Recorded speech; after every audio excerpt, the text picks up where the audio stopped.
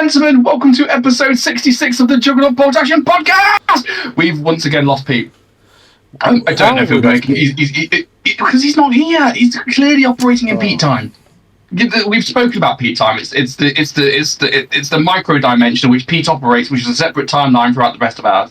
We just have to get by it. So you have to deal with the rest of us. Hello everyone, my name is Topher. I am joined by Dan in the top left and Spurley in the top right. How are you, Dan in the top left and Spurley in the top right? I'm alright, mate. How are you? It's wham. Well, I'm warm. Is it? It's wham. It is warm. I know you're like 22 degrees and cloudy. We're British. That's hot. 22 degrees and cloudy.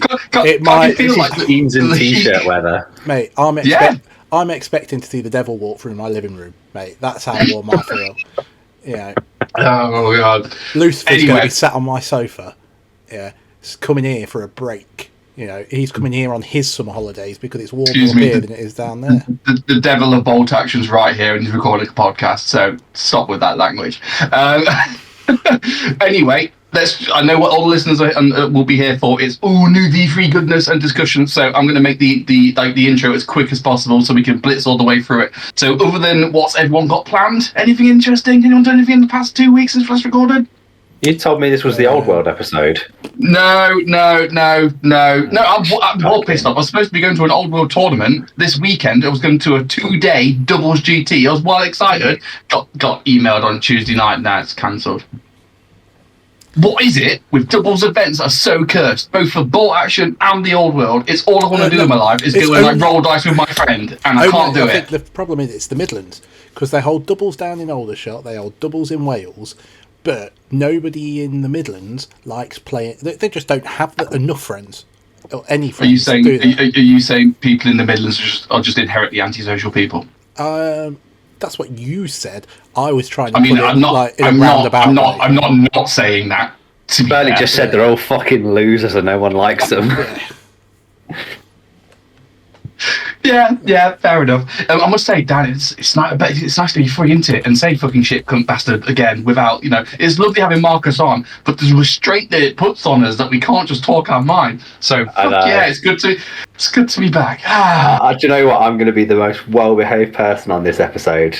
For about 8 seconds, then I'm just going to call everyone a cunt and a wanker. There we go. Oh yeah, not safe for work. Not safe for work. Cool. Hello to everyone in the chat. We got some nice people here today. Good evening. Hello. Any final points before we quickly crack on with the latest news on V3? Ooh, Patreon. We've got a Patreon. Oh shit! Yeah, we got a Patreon now. We've sold out. Or as Dan calls it, have you seen a begging page? A begging page. Have you seen the begging page, Dan? No, because I just fundamentally disagree with Patreons and subscriptions like that. Apart from when they get... I agree, because I've been in your camp for a long time, Dan. Long time listeners of the show will know that I've resisted the Patreon for about 5 years now. Always because I don't like the idea of making something that I do for fun for money, because this shouldn't be about money. Until Spurley said, how about we only have it for one single level where we say you get fuck all, which means we have one level where you get fuck all. Yeah, that's it. It's literally a tip jar. I do remember when we were out in Spain and we had a look at the Star Wars Legion guys Patreon, and they were making £200 a month. Dan's eyes did open a bit wider at that thought. It was like you saw his ears prick up. Yeah, that's not. Yeah, but then when you said they release 2 episodes a week and they do videos of this, that, and the other, and interact with their people and do Q&As and all that, I thought, that's too much like hard work. What they do for their Patreon tiers is what we just do for free anyway. So yeah. That's what it is. I mean, so what we're saying is we struggle to just get the sound right, let alone do all that extra shit. hey, people come for the tin pot nature of our podcast, Dan. Don't be diluting our brand. Okay. Yeah. If this was professional, no one would be interested. Nah, absolutely not. No. Yeah. But yeah, so I'll put this link in the show notes. As I say, there's one tier. It's like $3, I think, or something ridiculous. The idea is if it goes to anything, it'll go to hosting fees for the podcast, and then if it goes to anything else, it'll get us to some events. Yeah. That's it. There's no obligation. There's nothing more than that. We won't send you a T-shirt. I won't come round and give you a hand around the back. I'm really sorry. You'll have to just unless you ask nicely. You ask me nicely for that. Unless you find the super secret tier. And I will say, if Gordon's listening, 1, we fucking did it, so stop moaning, and 2, Vegas baby, let's make it happen. We may need a few more. Yeah. I haven't got one so far. Yeah. I didn't say when Vegas, baby. I just said Vegas. We have got one so far, and we should probably give a big shout out to our one member so far. Richard Bowker, thank you very much. You may be number 1, but you're not number 2. I'm sorry. You're not the best number 2. We need a number 2. Anyway, shall we crack on? Yeah, man. If we have to. I've got my transitions back. Yeah. There we go. So, awesome. Still watching Helldivers, good stuff. Go on, Barely. Share your screen. Where are we going? Let's do chronological order. Let's talk about what they did last week with the MMGs. MMGs. So I've got here the one table that they put in the entire article for us to look at, and then we can talk. Just talk about it. Yeah. So, rifles, pistols, SMGs, automatic rifles, assault rifles, LMGs, MMGs. They are your small arms. They're what you give your T-Rex. So, 2 changes. I see only 2 changes on there from like the normal. 1, MMGs have now gone up to 6 shots from 5. Yeah. And pistols no longer have the assault rule. Yeah. And just like that, 1,000 Chinese players cried out in pain. And partisans. Yeah. And partisans. And French officers. Luke's partisan army's already in the bin. I heard it. It's funny because pistols were always far better than they had any right of being thanks to having the assault rule. So it pains me as a primary assault player that they're now shit. Oh, I don't know though. It's a bit thematic. You run in close combat, but instead of like trying to hack at someone, you're up close. You've got the gun up the top there. Have you seen that film in Kingsman where Colin Firth is in church? Yeah. That's the assault rule for a pistol. Yeah. But you kill everyone. But now the pistol doesn't get it'll get the mines for moving and shooting now. So he's like, I missed. Whereas beforehand you could run up to people and just go like that. Yeah, it's weird that they didn't give it a move and fire rule or something like the equivalent and just take off the tough fighter. This is all assuming again that as Moody points out in the comments that they haven't also changed what the assault rule does. Because currently it gives you tough fighter and move and shoot. In the new way it might just be one or another. I don't know. Yeah. So SMGs and assault rifles. We'll probably find out next week. Because next Wednesday's when the special rules. Yeah. Drop. So if it's one of the one in there. 2 things. LMGs are the same. MMGs get 1 more shot. LMGs and MMGs, crucially, were both awful in V2. No one took them because they were too expensive and easily one-shot. What's your thoughts now? The only reason MMGs have got 1 more shot is so that you don't get people arguing about how they work on vehicles. Because it would be too hard to divide 5 by 2 and round it up. So this is another. This is something that's covered in the article rather than the actual table, because the table itself is quite boring, but it is what it is. But the article states that in the new edition, all vehicle-mounted machine guns only can fire half the number of shots. So if you got a tank with a medium machine gun normally has 6 tanks. 6 shots, you'll only be able to fire 3.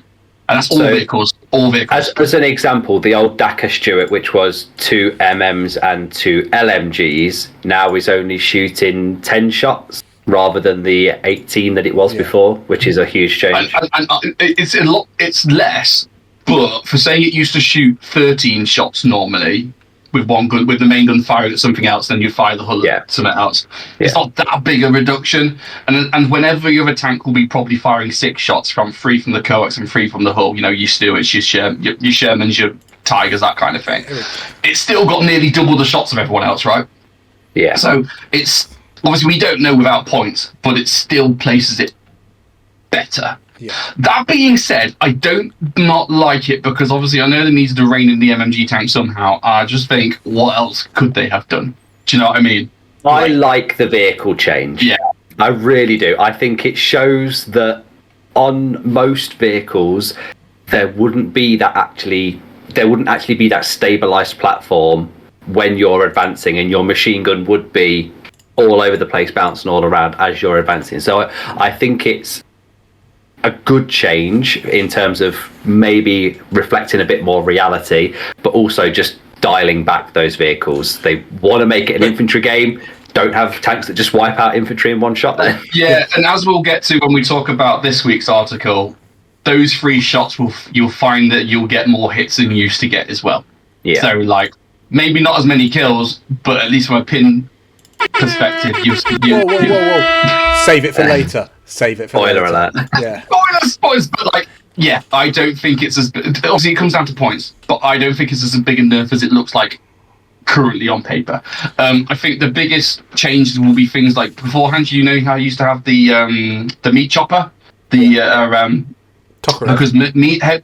The Tokarev? The one with the no, the he's talking about the American 16 machine. Yeah, so heavy machine guns have gone to 6 shots, and they'll go down to 3, so they'll still have the 12 shots as normal.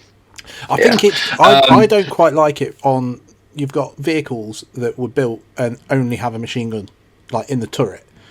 So to say that they were, unwieldy, blah, blah, blah, the whole point of that vehicle is the machine gun in the turret. It was designed to be used there. So they could still do things with special rules, right, for those individual vehicles where it is like, Yeah. Here we go. Invent a special rule. It's called firing platform. Tanks with the firing platform rule fire their MMGs at full shots. Done. I've invented that now. I can just see it being a pain in the arse to track it at an event. When you're playing someone who's brought a tank platoon and they've got one tank that's got the firing platform, one that doesn't, one that does something how's that any different to today though, with things like that one's got weak sides and that one's easy catch fire and that one's got that's after the fact of I've hit it, blah blah blah blah blah, rather than me trying to also remember what my opponents do. If at the moment, if my opponent's tank's got an MMG on it, I know it's got 5 shots. Unless it's German, it's got 6. Whereas, using the magic words, assuming, we're just assuming this applies to all phases and all actions. It might be that if you advance, this is the rule, and if you stand still, you can fire all your shots. I imagine it's the first iteration, but you don't know. So it's too early to say. I do like that they say the one exception they do give in the article is that anything that's flying flat, as in pointing in the air and firing at a plane, will get the full shots, which will very rarely come into effect. Congrats, guys. Use this rule. Unless they make air observers amazing. I was just going to say, they mentioned it, so air observers must be getting a huge buff in which I hope they don't. They were so annoying in V1. We don't need to go back. They just never did anything in V1, though. That's the problem. No, V1 they did loads of V2. V2, sorry. Yeah, V1 they were great. Yeah, we don't need to go back to V1. We've been there. We did that. I've seen the American list where they just brought 8 observers or whatever and just went. Yeah. Do we want to talk about HMGs, which are 48-inch 6-shot plus 1 pens? Yeah, they're not shown on this table, but they've shown up in other screenshots and stuff. I don't know. The thing with a HMG is it comes down entirely to points, because it looks great, but if you're paying 100 points for the effort, I'm not interested. Because the idea of bringing a veteran, which one's the Maxim gun, the one the Soviets have with the gun shield with like 6 crew, and it's a HMG. Bring one of them. Veteran gun shield, put it in color. Sounds amazing. From paying 120 points for the privilege, I'm not interested. Yeah, I think the biggest change is the one in the article they also mention about snipers. So they also give a bit of a caveat, and they also mention out of the blue, nothing to do with MMGs, but they can say you might want to take more MMGs because they've removed exceptional damage. Yeah. So you can't one-shot MMG teams anymore. And small teams. And small teams. There's no modifiers for small teams. I don't like that. I don't like that change. I don't see what do people care about small teams? Again, actually, let's press the spoiler alert button because I probably have more to say about modifiers and stuff. But like, I don't know. I liked exceptional damage. I didn't see it as a problem. Maybe that's just because I like snipers. Is this just? Do I need to confront my own biases here? It's a weird one, isn't it? Because without that rule, or without being able to pick off something like that, snipers, assuming they don't have a way of doing it, would be rendered almost useless. Snipers picking flamethrowers out of an engineer squad, they have no use. I've got a feeling of what snipers will do. Spoilers alert, because we'll talk about when we talk about this week. Again, it's all just theory and stuff. But for me, this is kind of one of those. I think Wardle have shot themselves in the face because they've kind of gone, hey, look, we've nerfed snipers, but they've not told you what snipers do yet. So for at least for the past week, it's all been like, well, you know what I mean. So all it leads to is your mind wondering, going, well, what else have they done? But like, I don't know if they got rid of it entirely exceptional damage. Like, I always like getting that cheeky 6 and being able to go, haha, I'll get your Panzerfaust, I'll get your Flamethrower, I'll get your NCO. Ooh, I managed to one-shot your gun. Yeah. You know, like, it because it's the randomness is what I like about bolt action. I like the fact that a single 6 can change anything. Do you know what I mean? Yeah. So, and to me and Pete have spoken a lot about this. Hi, Pete's in the chat. Hi, Pete. When are you coming on?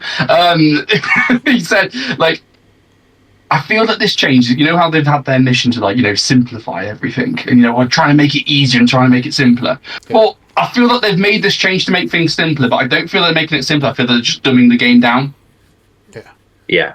It's not a hard rule, is it? Sniper shoots something, choose what dies. If it's a team weapon, the team dies. But even if they give snipers other rules, fine, whatever. But why have you got rid of all of exceptional damage? Do you know what I mean? Even if you know that the sniper was a bit OP and is a bit over the top, fine, I get it. But like, what about for normal shots? Yeah. No, I don't know. I want to, you know, at the moment, like, because obviously we're going to go into more stuff in the shooting phase, which will affect. Like, spoiler button. So, sorry. No, I'm not going to talk about that. Just solely like the changes that they've made to the MMG and saying they've got rid of exceptional damage and small teams. That on its own, I don't think was enough to say it will make the game simpler. But removing rules, which is what they said, you know, no exceptional damage, no small team. They've removed those rules. Yeah, in theory, that makes it simpler. 2 less rules to remember. Adding one shot onto an MMG. That's it. But in isolation, it is making it simpler. But what we'll go on to next, then we'll go, oh, screw that. So it's weird, isn't it? Because with one hand, bolt action giveth with removing small teams, so you think, oh, okay. And then removing the snipers, you think, right, I've finally got a use for machine guns now. And stuff like that, because stuff that never saw the table in the past, like machine guns, can't be picked off by snipers. And that was their main killer, was having a sniper on the opposite side of the table. You just go, right, well, that machine gun's dead. And you think, why the fuck have I taken that then? And they've also given the machine guns the suppressive fire rule. But then with the other hand, they take away the small team modifiers and make everything far easier to hit, as we'll get on to in a bit. There's no suppression rule, though. Like, they've not, like, I know there's a lot of rumours circling around that they was going to take our juggle format rule, which they've not done. Neither here nor there, whatever. All they've done is... They might still do. Yeah. They might still do. But if they had added suppression mechanics, why wouldn't they have spoken about it in the MMG article? Do you know what I mean? That would have been a perfect time to go, oh, by the way, guys, we've added, you know, a suppression mechanic, which they've not done. Yeah. Other than, I think, as I say, spoiler alert, it'll be easier for them to put the pin on. Spoilers. Pete makes a good point in the chat as well. NX mortars are actually useful now, because the whole point of them being shit in the old rules, even though everyone raved about them, is you put them on the board and they die. I think this is going to make the fact they got rid of exceptional damage is going to make games last a whole lot longer. Because if you and your opponent both brought 20 dice lists, right? What's the first thing you do? You go for the easy bait, right? Your snipers take out their mortars. Do you know what I mean? That kind of thing, and you one shot these dice, you take them out. Whereas now, getting those one-shot kills is going to be a whole lot harder, which means it's going into turn 3, going to turn 4. You're both going to still have, 17, 18 dice. Yeah. So, especially for those people who spend a million years pulling their dice, what shall I do? Oh, I'll go down. You know what I mean? It's just going to make the game last so much longer. So, and that for me, as a very quick player who's very impatient, is going to make my life a living hell. So, thanks for that, Warlock. Does this make you, assuming the machine gun team still stay as 50 points for a regular, because I've got to assume that's what it'll be, because I'm going to assume that a regular man still will be 10 points for a man for a rifle. The fact that they can't be one shot by a sniper anymore, the fact that you're not getting small team anymore, and you're getting one extra shot, will you now take MMG teams? They're better than snipers now. Without knowing what snipers do. Without knowing what snipers do, I think they're probably better than snipers, because the whole reason snipers were so good as well is because you couldn't shoot them back. Yeah. But now, it doesn't matter. There's no cover modifier for shooting, and there's no small team modifier. So at worst, people will be hitting you on fours no matter where you are on the board. Yeah, I know you'll probably get a cover save modifier for being a sniper. But assuming the points cost stay similar, the choice is one MMG team or 5 regulars. I would still take 5. I'd still take 5 regulars because you've got more bodies and you can move and fire. Yeah. And you're sacrificing what, 1 shot and 12 inches of range for that? I mean, 1 run move will catch you up. Do you know what I mean? Yeah. And again, spoilers, range is not as big of a thing as it was beforehand. So I don't know. Maybe I'm biased. Maybe I just really like my iron suppression mechanic and wish it made it to like the main game. But fingers crossed. It still could. It still could. I don't know. I'm still. MMGs should be more exciting, and they just don't feel exciting just by going, here's more shots. Do you know what I mean? I think just adding more shots doesn't make things better, because Germans have had 6 shots for freaking years, and it's never been that big of a deal. Well, I'm actually going to say they've not got a suppressive fire special rule, because otherwise it'd be on this table with the list that says special rules. So good to know. Yeah. Good. To know. No, because you wouldn't give it to a machine gun on a vehicle, would you? So it might be a special rule to say suppressive fire, and it'll be all infantry based. Yeah. In the weapons table, it would have comparing it. Yeah, where it says team fixed. Well, comparing it though to the last book, I believe if you look at the weapons table. Oh no, I'm wrong. Never mind. I thought. Yeah, good to know. Good pop. Good pop, Burley. Good pop. Good pop. In hot. Another interesting point is that again we don't know about points yet, but currently LMGs look the same.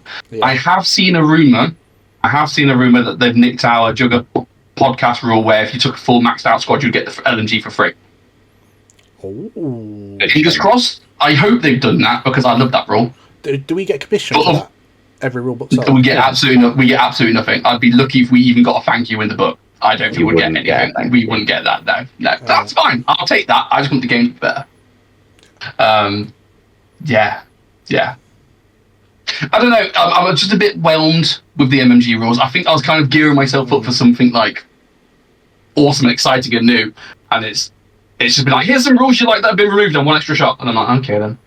Thanks, Paul. Yeah. Fine.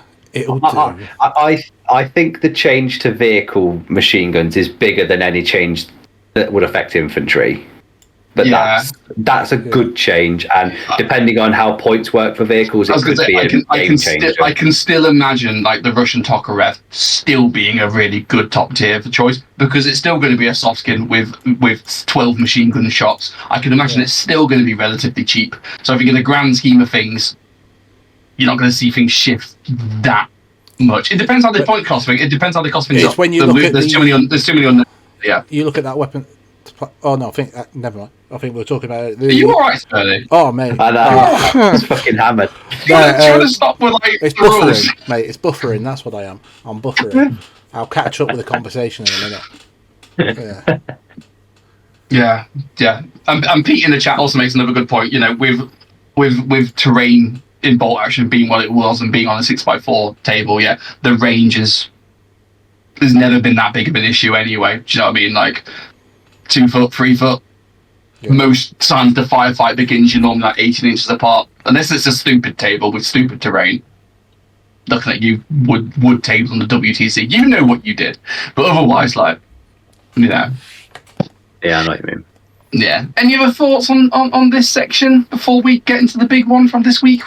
The controversial one. Okay. I got a new transition.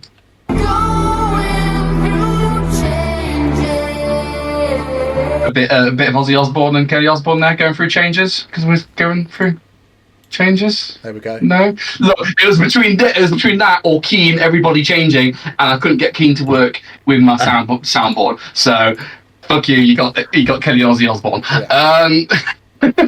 There we are then. First things first. Shooting a procedure. Okay.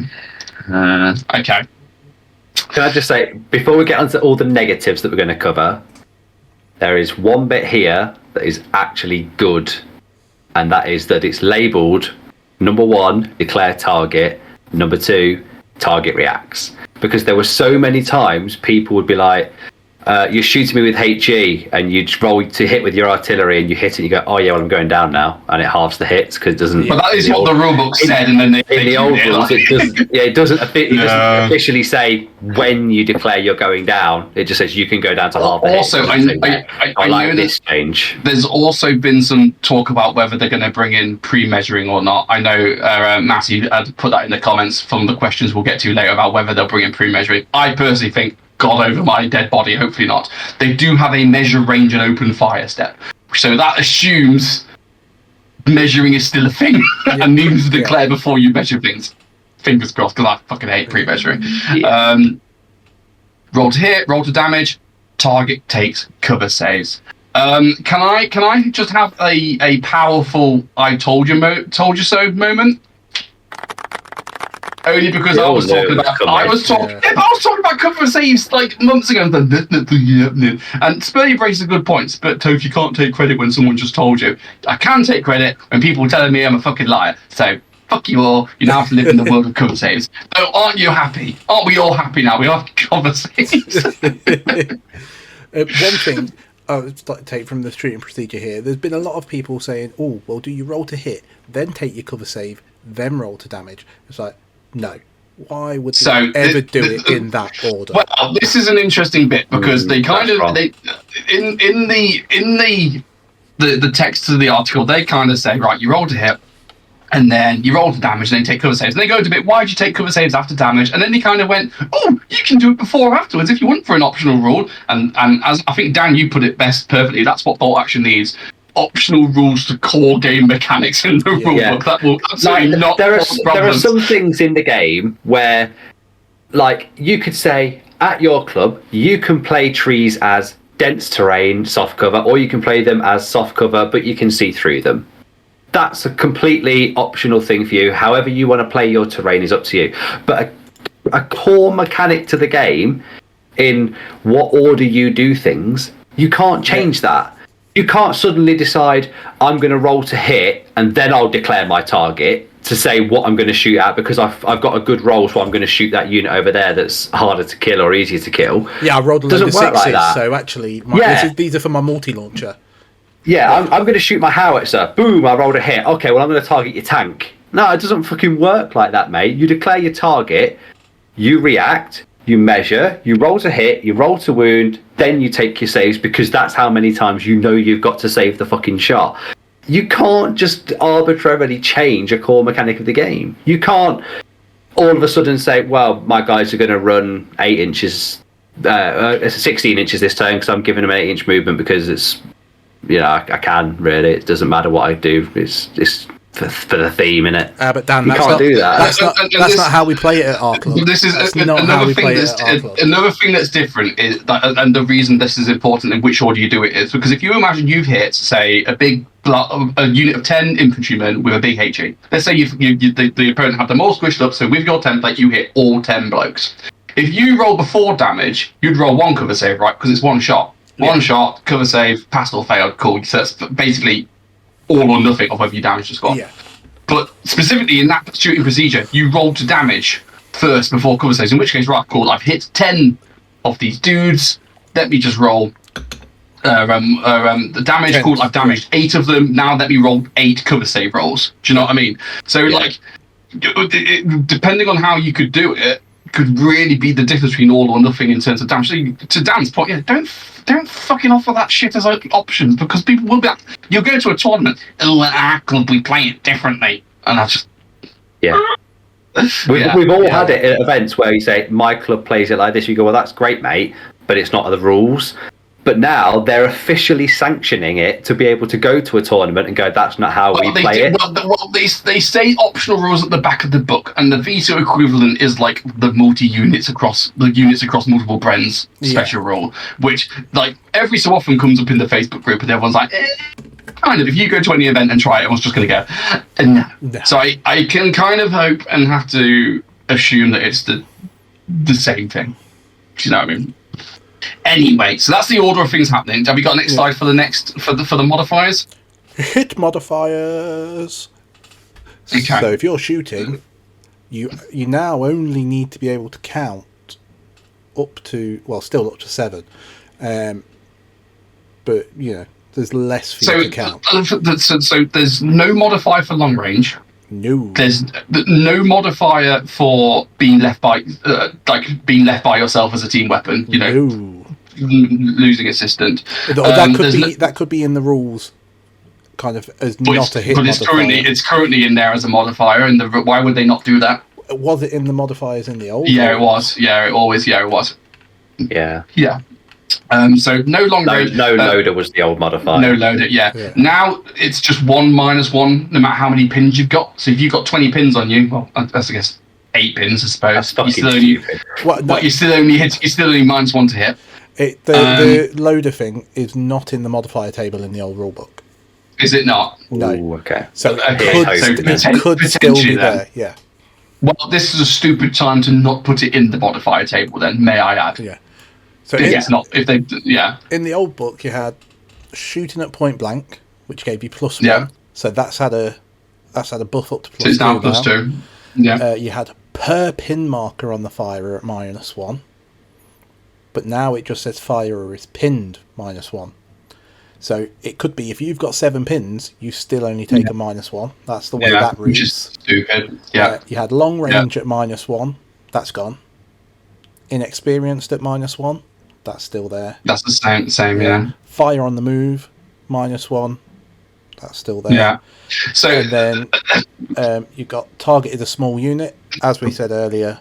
That's gone, yeah. And then you had down, soft cover, hard cover, which have gone off this table, but you'll see later on. So the modifiers have been gutted.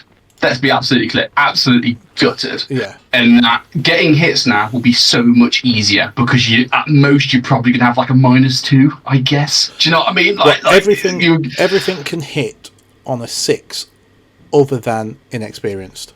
You can push an inex to 7. Yeah, if you take a full regular army, you're never not going to hit.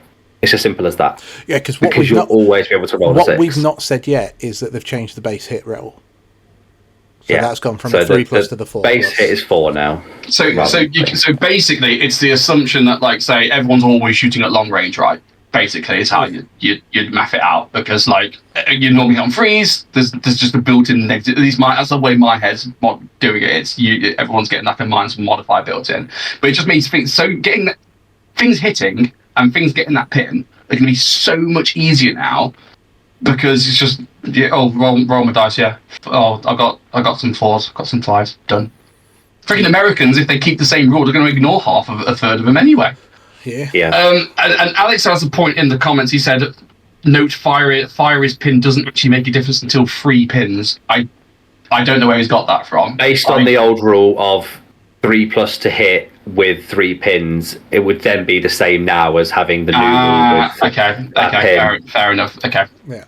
Okay. But it's just stupid though, isn't it? Like you could be a stray rifle shot from breaking your unit and fleeing off the table, but you can shoot back fine. That's fine. It's just -1. And this is another thing, right? Which I know why they've done it because they're trying to simplify the game. And this is another one where I counteract and say, no, you're just dumbing stuff down, because like people still got to do modifiers. Right, you've still got to do maths in your head and go right -1 for that, -1 that, -1 that. So that's still happening. So you're not saved anything removing that. You've now just got to work out cover saves as well on the other side. And I know they put in the article like, oh sorry, Spurley, go on. I was just gonna say you didn't even have to do the maths in your head because it wasn't complicated. You started with 3, and then you went like work your way 4, up. Yeah, 5. Some people can't count to 7. They get to 6 and just. And the stupid thing is Warlord in the article went, but you only have to work out your hit roll, and then your opponent only has to work out their cover rolls, and then you only have to do each of the bits. Bullshit. I need to know what my opponent's rolling. Yeah. Do you know what I mean? I can't leave it up to my opponent and go, you just roll your dice, mate, and you work out whether you're in cover or not. No, I need to know, yes, they're going to be in cover. They're going to have this. So that means I need to work out exactly, right, they're going to have a 5-up save, a 4-up save, 3-up save, etc. So, and there's modifiers to cover saves as well. Because then, you've got, what else we'll get to, being a sniper or an infiltrator, that gives you +1 to your cover save. Being down gives you +2 to your cover save. So you're just doing 2 sets of modifications now. I'm sorry, but I've played V2 for a long time, and I've gotten pretty fucking good at working out my modifiers. And frankly, this is dumbing shit down and taking away a skill level, which pisses me off. And I'm sorry if you're bad at maths, but fuck you. I would argue that they've actually made it harder. Because not only have they split things out into 2 separate tables, which you have to learn, so that's more things to learn and more potential to get it wrong. They've added more modifiers into both of them rather than having it all condensed into one. And the thing that made bolt action, apart from the order dice system, was how shooting worked. Yeah.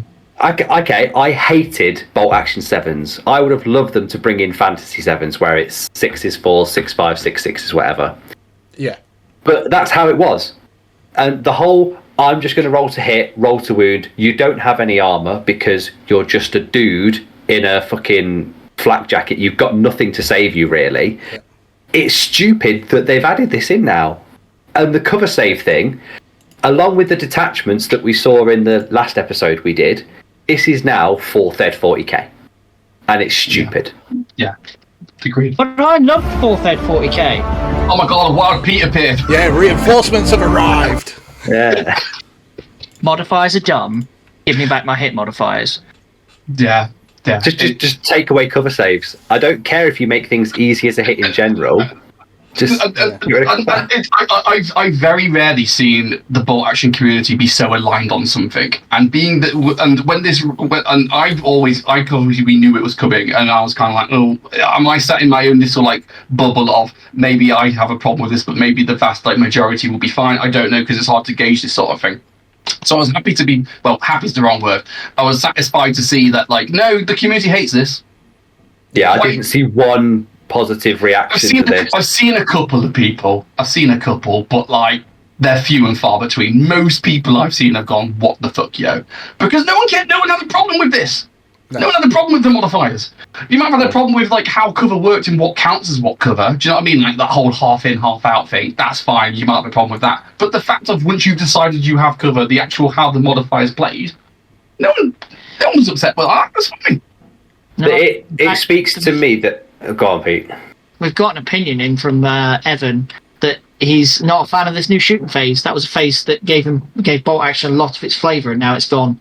And now we're playing 4th edition 40k with some of the 2nd edition 40k modifiers.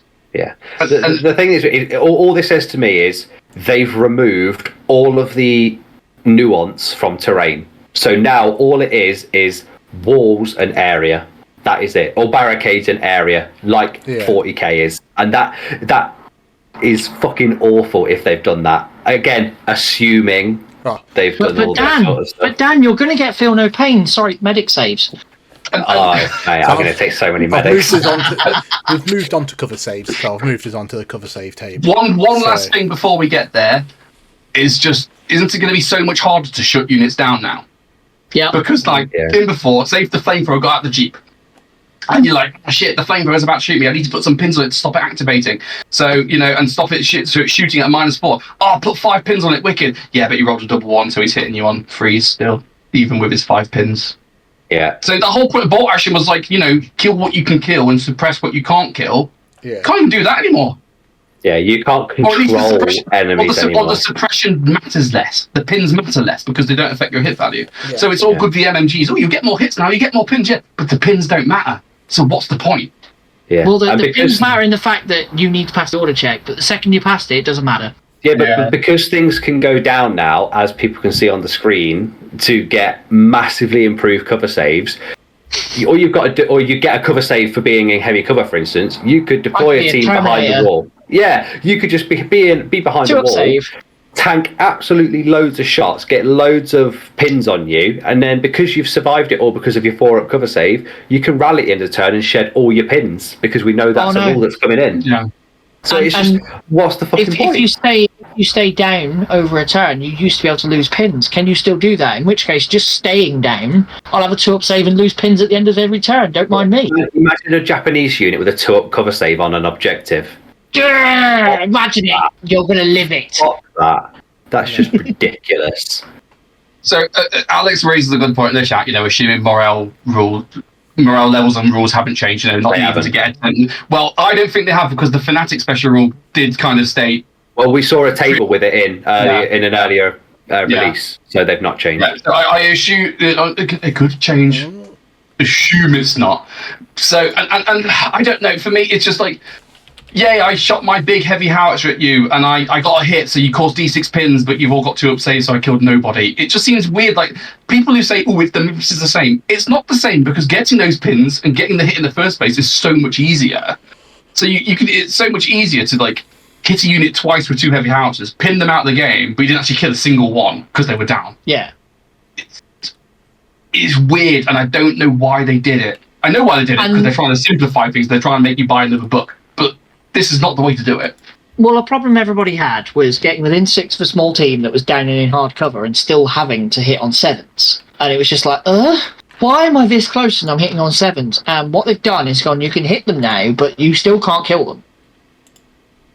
So we have got a comment in the chat from Joseph Darling. I'm going to read his comment out because he's from giving counter opinions. Let's be trying to be fair. So I'm really happy with the rules for cover saves. I think it'll be enjoyable to play as we'll add a bit more tactical play with how you use cover and tone down some of the close combat armies running across open ground. And as we haven't seen the full rules, we can't look at cover saves with a V2 mindset. Just my opinion. I mean, absolutely right. Obviously, assuming and we haven't seen everything yet. Fine, but I'm getting to the point now where you have to say that at the end of every single point. It's a given now. Yes, of course we haven't got the full story. Yeah, but we're going from what we know. And you know what? It might be better.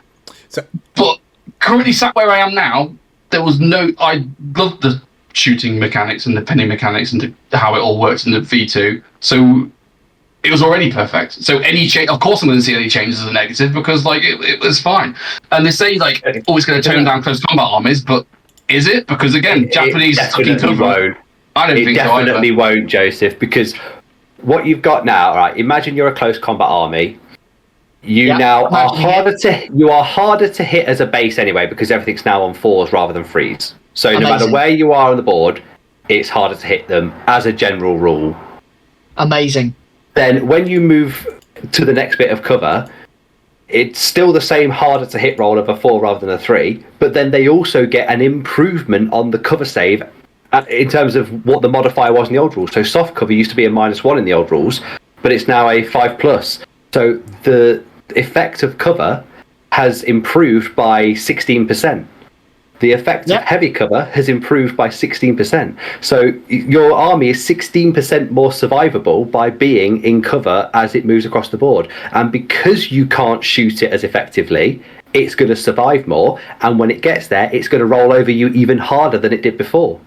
And it's not going to not get there because pinning doesn't matter anymore. Russell raises the point that we are assuming HE does not negate some of the cover saves, in which case, strong point, but also... If, say, you get hit with a heavy howitzer, they hit you on 4s, and then they turn your 2+ cover save to a 5-up cover save, then that just makes HE even stronger than it already was.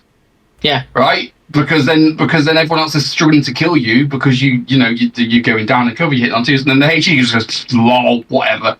And we've already seen infiltrators, so things that can forward deploy, things like snipers, things like Soviet scout squads and stuff, they get a built-in +1 to all of their cover saves. Which means Soviet scout squad, forward deploying, in a ruin, will start the game with a 3+ cover save. And then go down and get a 1+. Man, and I really hope natural ones are fails. And for everyone who's played 40k, back in 4th ed, 5th ed, how OP was anything that had the ignore cover special rule? Yeah, man, flamethrowers were great. Artillery, especially that had the ignore cover rule, just ripped stuff. And it became Star Wars. I've got a cover save. That's nice. Was it fifth ed with Shrouded, where you could get your in 40k, get your bike and do a zoomie and run around with your 2+ cover save? It literally became an arms race between those who could buff their cover save and those who could ignore your cover save. It was so stupid, man. I remember playing 40k and being like, it'd be better. Modifiers. And we had modifiers. Why are we doing this? It might be perfect. It might still be complaining, but, That was when we had the birth of the leaf blower lists as well. It was so many artillery pieces that ignored cover and so many shots that would do the same sort of thing that you would blow the opponent away in one turn. And that is the way it's heading here with the new artillery selectors and tank selectors. I'm going to say, wild speculation, we have the leaf blower platoon, artillery platoon already. Yeah. So Moody says you can control how much cover is on your board, so you're basing this on a competitive mindset. I'm basing it on having cover on my board. But the thing is, okay, then you either go with a balanced board, as you'd have today, in which case you have a bit of everything, but it's a bit balanced, cool, whatever, fine. In which case, well, we've already spoken about the issues. If you then go to have no cover or less cover, well, guess what? Everyone's getting shot to shit because you're getting him on 4s and they're not going to get a cover save. Wicked. Or if you go the other way and have loads of board, basically make everything a Stalingrad board, well, everyone's going to go around for 4 up, 2 up cover save. Which means it's going to all get ignored anyway, like it would do on the normal board. Well, the other thing with these. The other thing with the modifier change is that with it starting at 4s and being on the move going to 5s, it's now, if you move, you're a third of the time hitting. If you sit still, half the time. That's massive. And it's just going to lead to people sitting about 24 inches away from each other going, are you dead yet? I mean, we've got some maths. Boring. We've got some maths later on, but the base of it is cover now is far more effective at keeping you alive. Because because of the way the hit percentages and the save percentages work. Even just shifting the hit modifiers, fine, great, but you've now made it to, well, why would I move when I can stand here and shoot you instead? You come to me. Yeah. So the spear fighter is now the best. It's either spear fighter or veteran with rifle. There's no in between, because veteran with rifle will stand there and blast you, and the spear fighter doesn't have a gun, so off he goes.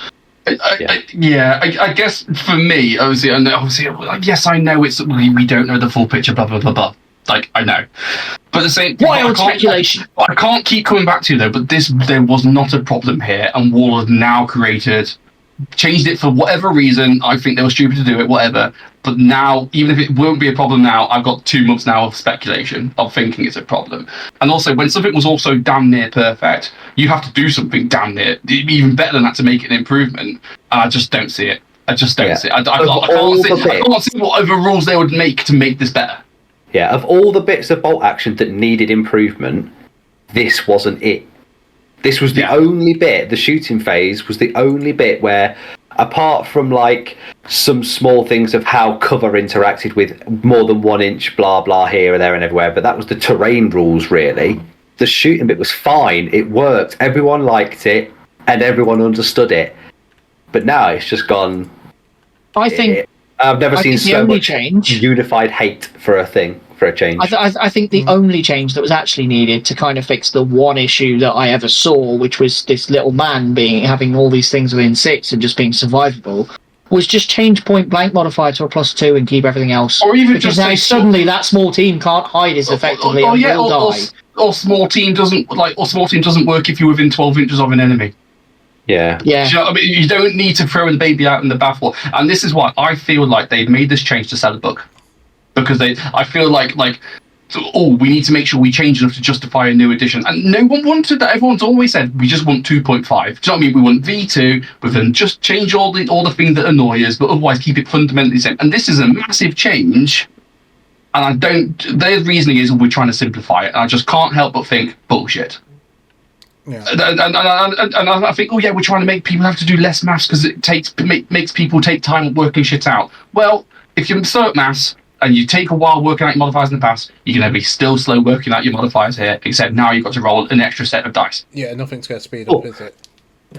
Yeah. They tried to sell it, didn't they, as speeding up the game and allowing you more time to think. between your actions, but it doesn't. One, it slows it down because there's now 2 people that have to interact during every shooting activation, and 2, you can't think about your next dice activation because you've got to watch your opponent to see how many hits he gets so you can prepare your cover saves and take them and then remove your models. So you get less time to think and less time to activate your next dice, so the games are actually going to take even longer now. It's just not a good change. The doom and gloom thought I had that was posted on our Discord, and I posted it in there, was now TOs and generally you're going to have more problems with slow play because there's another opportunity to slow the game down at a point you can control. Yeah. And there was a discussion about chess clocks that just don't work because of the way the activation system works. It's one of those where you got another point where you can slow the game down. Great, cool, awesome for casual play, shite for competitive play. Yeah. I mean, and if they have, trying to redirect the game to be more casual focused and competitive focused, that's absolutely fine. But was this need to, again, keep coming back to, did you need to do it? I don't know. One thing I do think, though, is like now thinking, what have they done to snipers? I reckon snipers will ignore cover. Yeah. Well, they have. What do you do?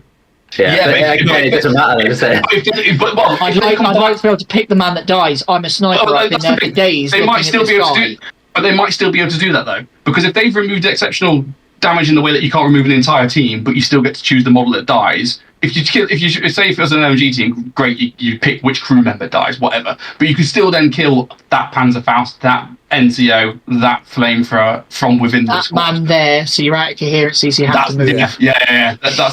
That's exactly. Well, that's what I'll do anyway. Yeah. I want you to move, so you're 5 hits and a 4's to hit.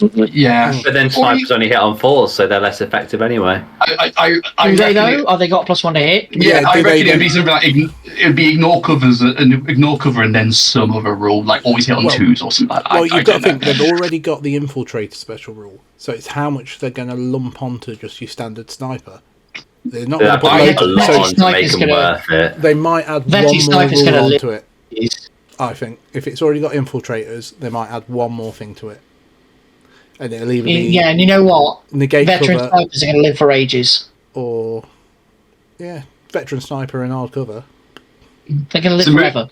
So Moody says in the game, what other game has lots of pins and less deaths that historical players love? I believe that's Chain of Command, and like I'm going to come back to. Again, this is not people like bolt action for bolt action and people like chain of command for chain of command, and whichever one you like and whichever one you're into, you will be into them for various reasons, which is absolutely fine. Everyone has their favorite flavors and all that stuff, so why make one into the other? It's like this is what I keep coming back to, if you like chain of command for that reason, go play Chain of Command. I like bolt action for rolling 6s and blowing shit up. That's what I like bolt action. 6. You could say it's like exactly. You've got rugby league, rugby union. They're both rugby, but they're completely different games. Whereas what they're doing, if it's bringing them closer together in terms of bolt action and Chain of Command, it's the opposite, isn't it? Unless Hornby are going to buy Chain of Command and then they're going to merge the two together. Oh God! Oh, there you go. Heard it here first, mate. I still think buy those shares now. But this is why I voted for, because obviously we're all doing the vote of like, what rules they're looking at next. This is why I put my vote down for snipers, because at least for me, hopefully, thinking of how they've been wording their articles, when they release the sniper rule, I think they might sneakily release some other rules relating to it as well. And they're like, oh, by the way, like they did with the whole now, for MMGs, they now said no exceptional damage. You know what I mean? Because for me, at least, I'm thinking about how I play, and play my games. I just think there seems to be a missing key. Do you know what I mean? There's something I'm missing, which is why maybe it will all make sense in the future. Yeah, maybe. Probably will. But currently, I'm just like... It's one of those where I'm looking at it going, you can get one sniper in a rifle platoon, he appears in nowhere else. Nobody wants to double up on rifle platoons unless you're doubling up on, say, an armor platoon as well. So you're not going to have much chance to take the sniper, so it best be decent. And I just think, like, obviously in previous edition, MMGs were shite. Snipers were good. So no one took MMGs and everyone took snipers. Cool. If they've reversed it, so now everyone will take MMGs and no one will take snipers, you've got the same problem. Do you know what I mean? Like you don't. It's almost like you should just give them a suppressive fire rule. Well, it's just, like whatever change you make, don't rob Peter to pay Paul. Hey, stop robbing me. Exactly. Stop it. He needs his pen. He's a poor man. I'm so poor. Look at him. Look at him. He's so poor. So he supports. poor. Yeah. So poor. He has to support Leicester. Oh. So, is there anything else we've missed on this whole point? Did we want to start answering some questions? Oh, some cute. So I know we received a lot, didn't we? For yeah. Have you got the math thingy spare? Yeah, we're gonna go do maths. The spreadsheet. Yeah. No. Okay. Hold on. Let me just try and bring it up on my phone. Hold on, because I want to talk to about it. Yeah, it's so massive moving threes and fours. No, it's so massive moving threes and fours. Right, literally, in the old rules, with assuming base threes to hit, so this is not at long range or anything like that, 10 shots would on average get you 6.66 hits. And in soft cover, it would get you 5 hits. And applying hard cover, it would get you 3.3 hits. Now, a regular dude in soft cover used to kill 2.5 regular dudes in soft cover per 10 shots. And a regular guy in hard cover used to kill 1.66 guys per 10 shots. Yeah, you used to. In the new rules, assuming 4s to hit, 10 shots again, which would then be applied to wounds and then the new 5-up cover saves. Instead of being 2.5 kills, you're now looking at 1.66 kills. And instead of being the 1.66 kills, you're now looking at 1.25 kills per 10 shots. And for veterans in soft, it goes from 1.6 to 1.1. And veterans in hardcover, it goes from 1.1 to 0.83. So on average, hardcover are going to win. On average, you are killing about 15% less models every turn. And if you consider your opponent has a 100 model horde, 15 extra dudes every single turn are going to stay alive. So it's going to make the games drag on so much longer, and it's just going to make game. It's just going to make combat king, because you can't kill enough with shooting to actually affect the game. Whereas if you charge, assuming combat is the same and it's an automatic winner or loser, you charge in, kill a few models, and they're all gone. Oh, just imagine but if you get the benefits of cover on combat. Ugh. Oh yeah, I imagine. I think it'll still be the whole, move it the same. Fight first, not fight first. I assume, but again, assume. But we know engineers ignore cover now. Well, they ignore defensive. They ignore defensive positions. Sorry, yeah. Whatever defensive positions do. Yeah. I think combat is still going to be king. We saw it in the last edition that combat was king, with the Gurkhas and Japanese bamboo hordes and cavalry for the Polish lancers and stuff. They're going to be even more effective because you couldn't shoot them. The thing that made combat king was always the whole. It would be the one way to confidently get rid of a unit. Because you don't need to roll the hit; they're not going to go down. You're just going to go straight into the damage. Yeah, units were so sticky; they'll sit there and cover with their pins. They wouldn't die. So if you charge them one way or another, a unit's being removed. And I think the whole units being sticky in cover, this is making it even harder to kill units, right? Because when they rally, they'll be able to shed all their pins in a single go. When they go down to level 2+ cover save, if they're infiltrated, they don't even need to go down, they'll just sit there with 3+ cover save in hard cover. So getting rid of those units will be difficult. So what are you going to have to do to get rid of them? Well, pinning them out is going to be difficult when they can shed all their pins, assuming that's still a thing. Halving, again, you got to get the kills in the first place. And we got to hope that charging, will kill the whole unit. Otherwise, if that doesn't happen anymore, nothing's ever going to die. We're just going to sit there rolling dice each other for 6 turns, and no one's going to die. Oh, Dan! You remember that game of 40k we had years ago? Yeah, Necrons. You had Nurgle versus Necrons, and 2 Plague Bearers died all game, and that was it. And we played 7 turns of that and went draw, and then stood there and went, "What was the point in that?" Yeah. Well, if there's a unit of 10 rifles shooting at an infiltrating scout squad that is veteran, on average they will kill half a model a turn because of their infiltrator 3-up cover save. It does remind me like the previous. It does remind me like V2 when people would be shooting their squad on guys they hit on 7s and get really frustrated when they don't kill anyone. It's like, you got a 1 in 36 chance per shot. Quite similar to that incident. It comes to a point where it's just not worth picking the dice up. Well, obviously you do it anyway because you never know. But there's a point where statistically, it's just statistically insignificant that anything's going to happen. Yeah, and that's why the only change I wanted was Fantasy Sevens. Give me 6s and 4s, 6s and 5s, 6s and 6s. Yeah. And that was it. It would have made the whole shooting phase perfect. Absolutely perfect. Yeah, I agree. So, question in the chat from Joseph Darling: with all tanks being affected by the machine gun nerf, but Dakar tanks still having more shots than the rest, what do you think the incentive will be? The incentive to take larger tanks, maybe HE ignoring cover, even more pins, tank armor getting a buff, or change the vehicle damage charts? I think at this point it needs to be points. Yeah, point. Because I think any of HE.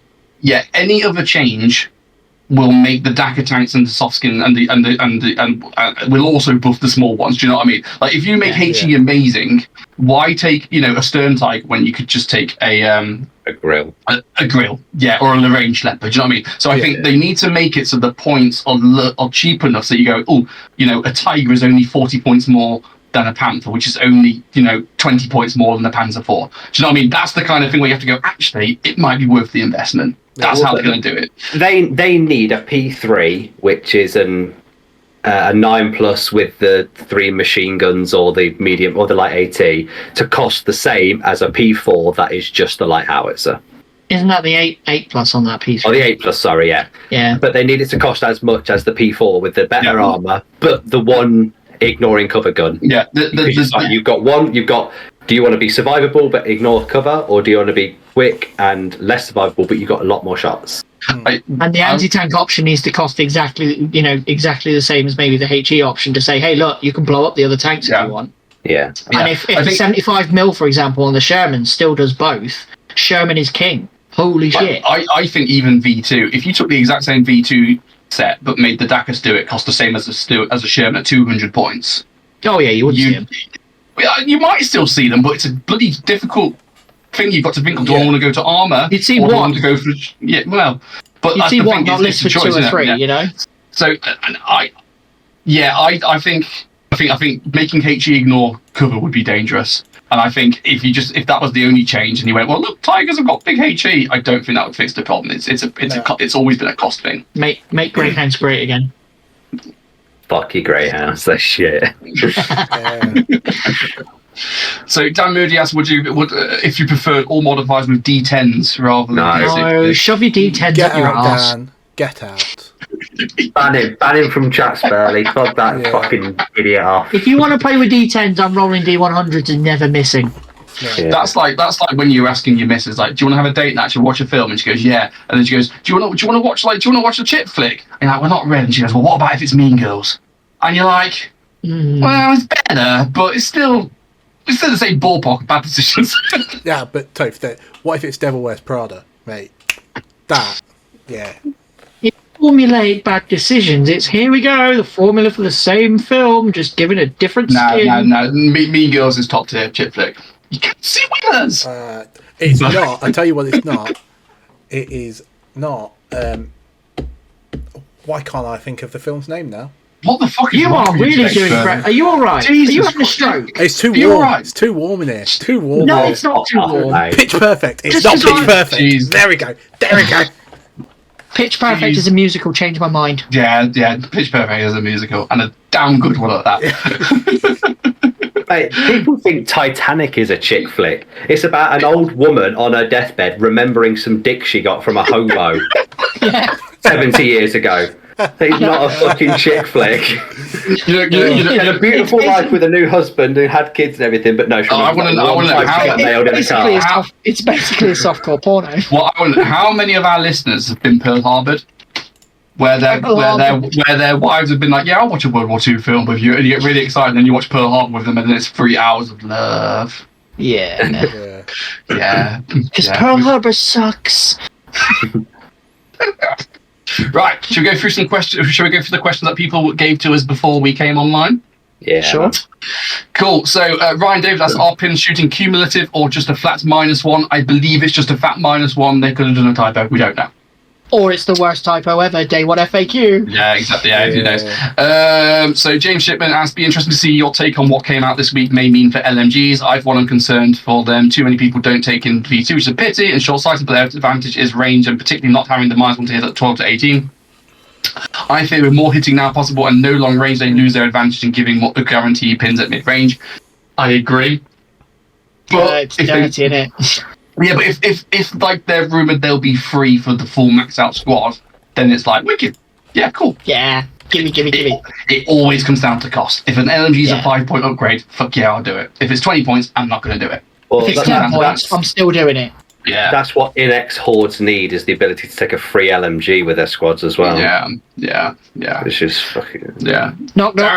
Is that the Luftwaffe Field Division needing LMGs? Yeah. Well, I'm just thinking the French divisions when you get the free one as well, and the Germans that can take them. It's just fucking stupid. Yeah. I think the Japanese naval militia can take them as well. Yeah. I mean, specific units, it doesn't matter. Right? Specific units won't be migrating in their current form, right? It'll just be whatever the new rifle squad is. Yeah. Until the books come out. Yeah. Well, that really ready for that German meta in January. They deserve their time. They've been struggling a while, haven't they? At the start of the edition. And the middle. And the end.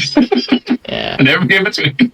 They're like the Space Marines, aren't they? They get a buff for about 3 months before the next codex comes out. Darren asked, do we get books on how to read when the rules come out? Asking for a friend. Nah. And you know what? Even if there was a book on how to read, no one would fucking read it. What you have to do is you have to buy a live chicken, cut it open the belly, and just watch where the entrails fall, and that's your modifier to hit. Yeah, and see what happens. Yeah. You have to put tea leaves in a thing, drink it, and then when it dries, it'll make the face of an old lady, and that means you get hardcover. Yeah. Yep. Chris Smith asks, is the cover save system completely pointless or the best change up since writing of the Rise of Skywalker? Do you think that Assault will change for the better, or will it become a Zerg Rush fest? Should we just use our collections for a mix of OPR and Chain of Command? Refer to the back past 30 minutes. Welcome to the Rhino Rush. Let's see. I'm going to go with stuff in trucks, so you can get out and just get across the board. A horde of stuff to hit people with, not to shoot with. Shooting's for noobs. You're just not going to be able to remove it all. Like Dan was bang on. You can't remove it. And if combat stays similar, that you can just start removing stuff, it will be a combat game. And then you're looking at World War II being a hand-to-hand fighting game. I've just thought some positivity. Are you ready for my positivity? No. What if this makes officers actually worthwhile? Because as long as you can get over your order check, you're only going to get -1. So if you've got 5 pins, but you've got a major nearby who can keep you passing your check, you can keep shooting. Yeah, you just bring like a horde of guns. But we did the maths though. On 10 shots without modifiers, you kill 1 veteran dude a turn. I'm trying to be positive. Stop being mean and trying to be positive. No, I'm taking your positivity. With all these officers, if snap to action is still a thing, you can charge multiple times a turn instead of once. And I want to bring you know what it is really good though? You don't have to take a sergeant anymore. You can take a colonel or a major now. So you can stand behind a wall and give your +4 leadership to units, and they can run through the cover without getting shot. I want to bring 15 light autocams, and I'm going to have loads of officers around. It's the best useful. If the officer's like, I don't know, this one gets +1 to hit, kind of, here's your order, get a +1 to hit, that might be better. It might be why there's so many there. Yeah. Chris Hunt asks, what do you think will be the biggest losers and biggest winners in terms of units as a new rules, and what nation, if any, will be easy mode? I don't know that we consult my crystal ball because we don't know national characters, we don't know points, we don't know special rules. Yeah. US will be easy mode, German will be OP Germans will be OP in January, and US will be easy mode.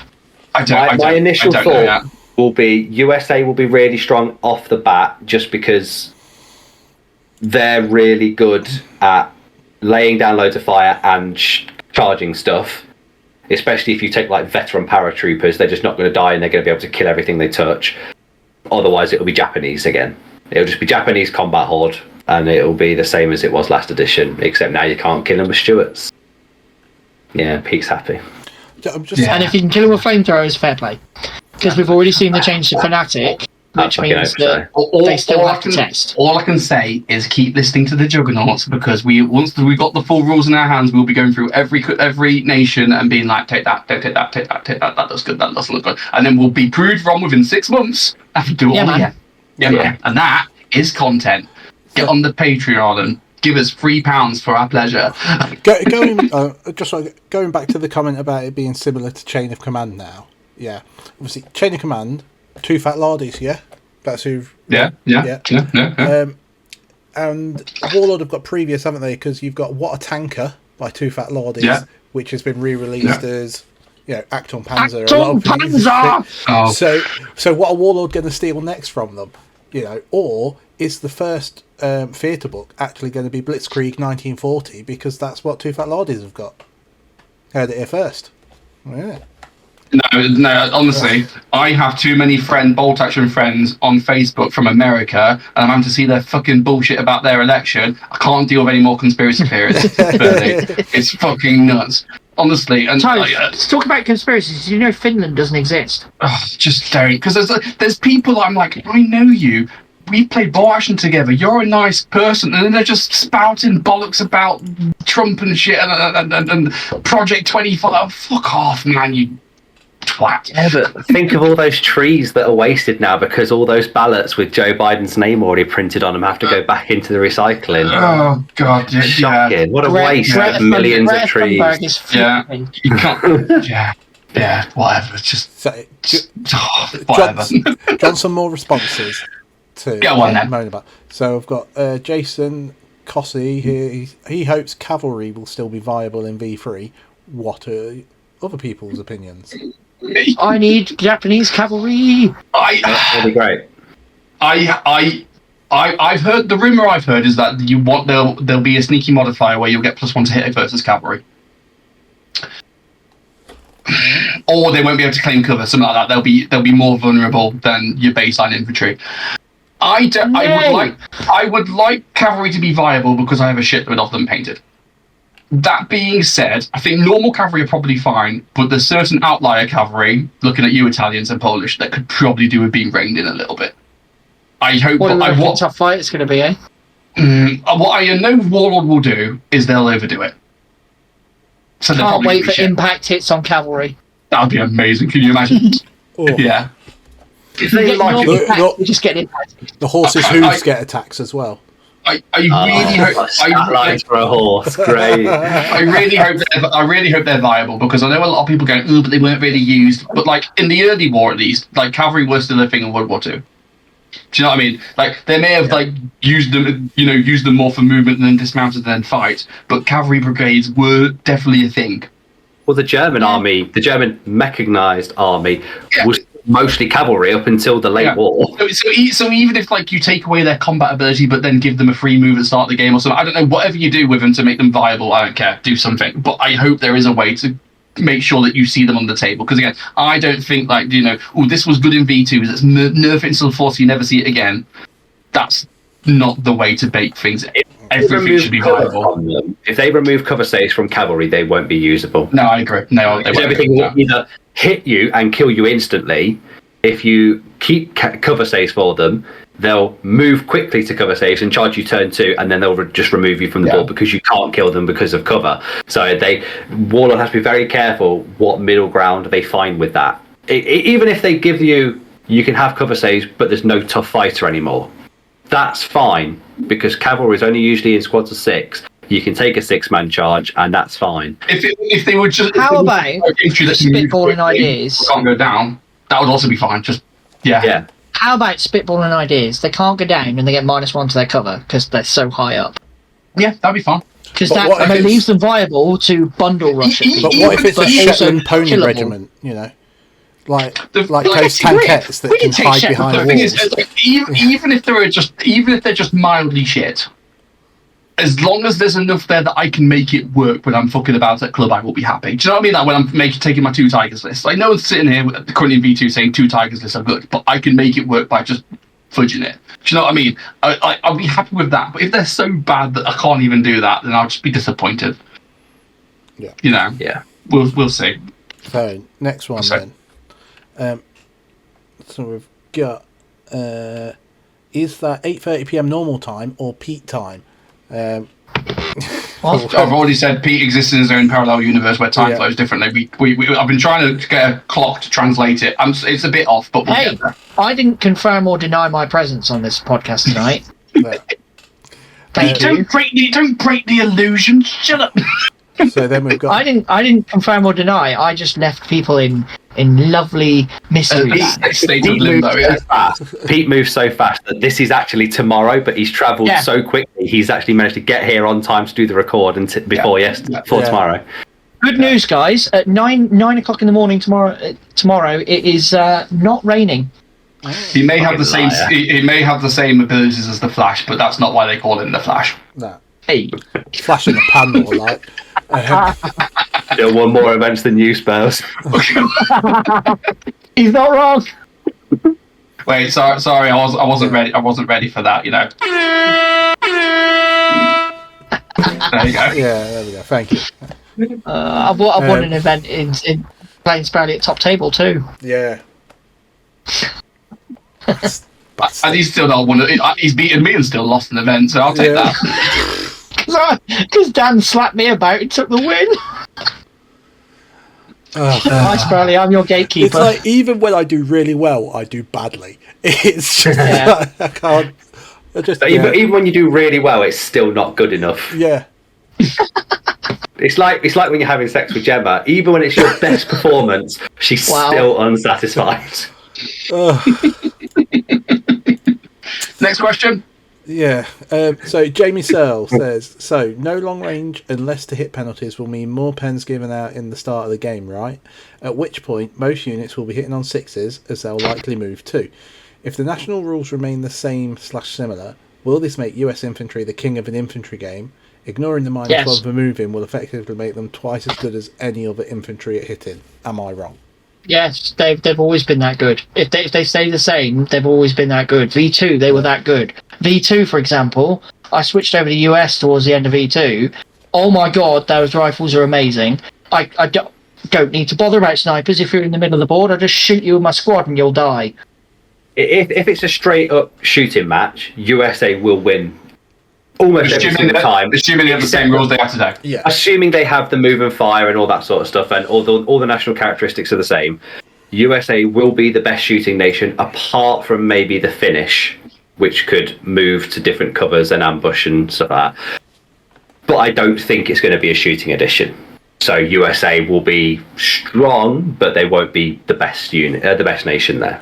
All right. Then we've got BAK Towner. He asked about all the figures for shooting, which you went through earlier, so we won't do that again. Michael Wood, do you think the changes to infantry survivability will make the game less dynamic?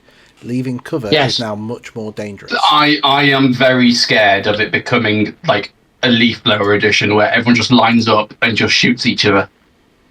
Yeah. I mean that'll be wicked for my World War One army because it'll be services.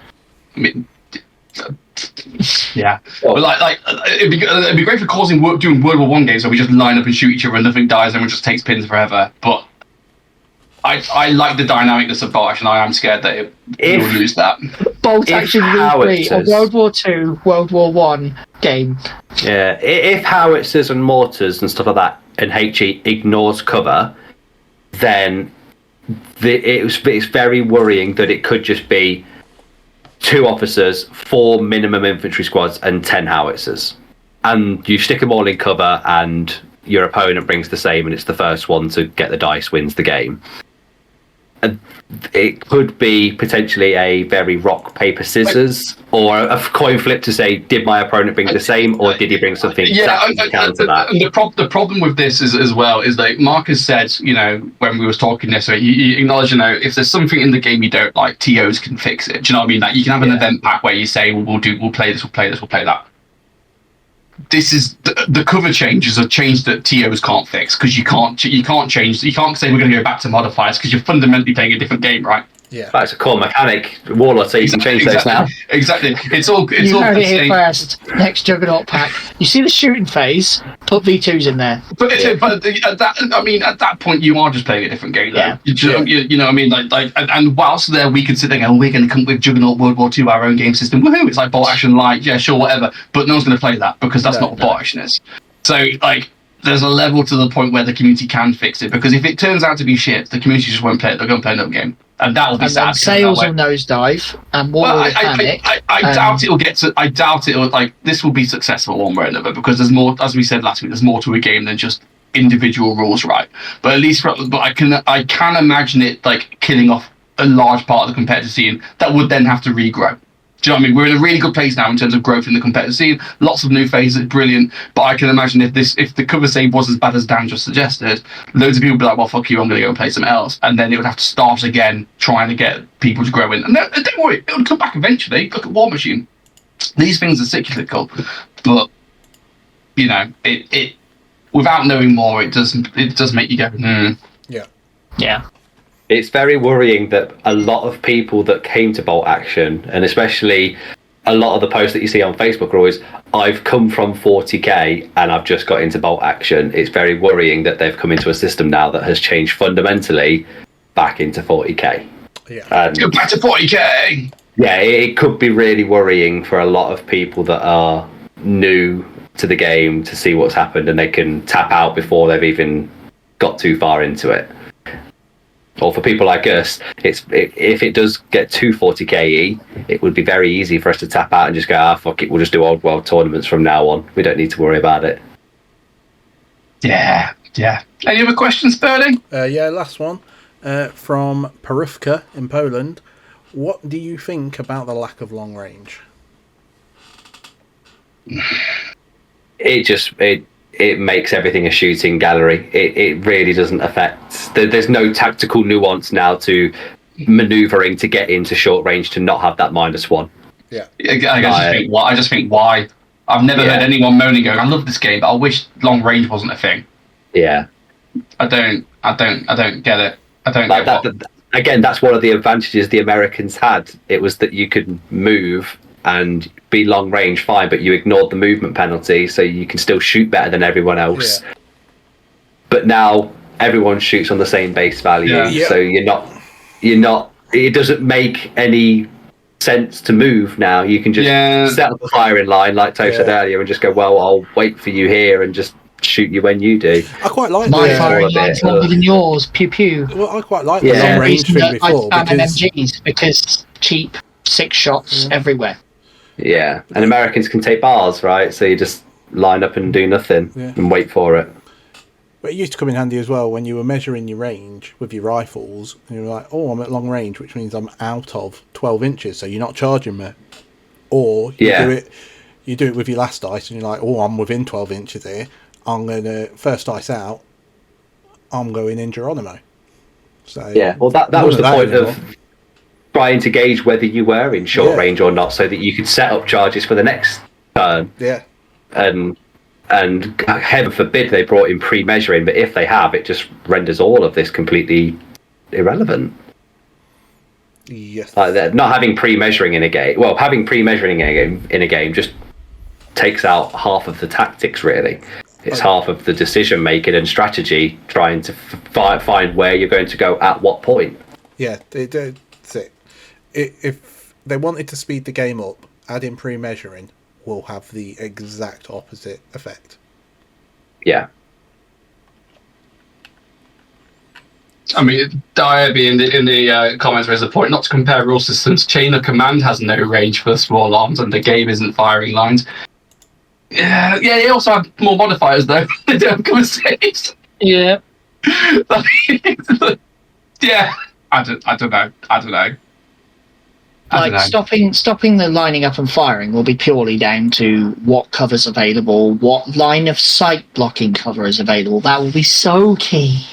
I also hope that Bolt Action doesn't, like current 40k, where you need to set the board up with loads of these L-shaped ruins and they absolutely flood the table because you can't see each other's deployment zones because everyone just gets annihilated turn 1.